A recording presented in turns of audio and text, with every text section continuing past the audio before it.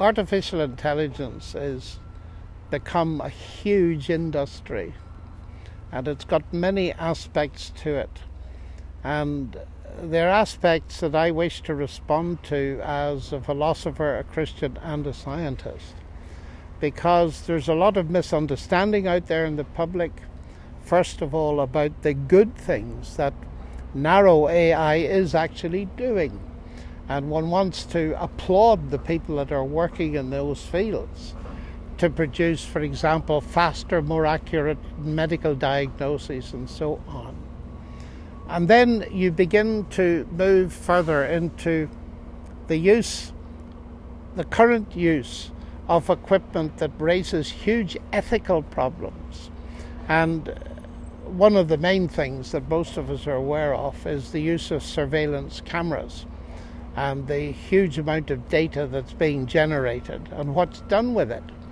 And you can see on the plus side, it can be used to fight crime and catch criminals. On the other hand, it can be used as a surveillance mechanism. And we see that very much in Xinjiang among the Uyghur people, where it seems to be being used to control a culture and eventually destroy it. So the Big Brother scenario of George Orwell is already with us. And therefore, and these are things that are already happening. This isn't the sci-fi hype.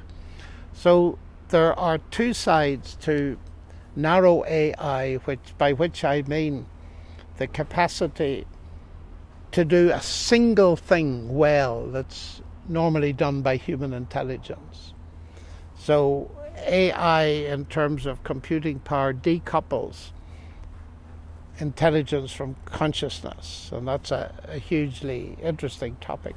But then there's the other side, and my book starts off by investigating the work by Yuval Noah Harari, Homo Deus, where he is very keen, as are some others, on the idea that the big agenda for the 21st century, this is compressing his argument, is one, to solve the problem of physical death. It's just a technical problem in his view, and we shall solve it. Secondly, to maximize human happiness by re-engineering human beings, either by implanting things into them or by uploading things from their minds onto silicon. All these kind of things that sound very futuristic, are packed full of science fiction, but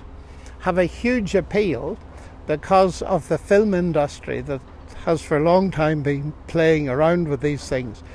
But not only that, because some leading scientists, like our Astronomer Royal in Great Britain, Lord Rees, who are making predictions that it won't be long before we'll have super intelligences. And I want to investigate this concept and where it's coming from historically and biblically.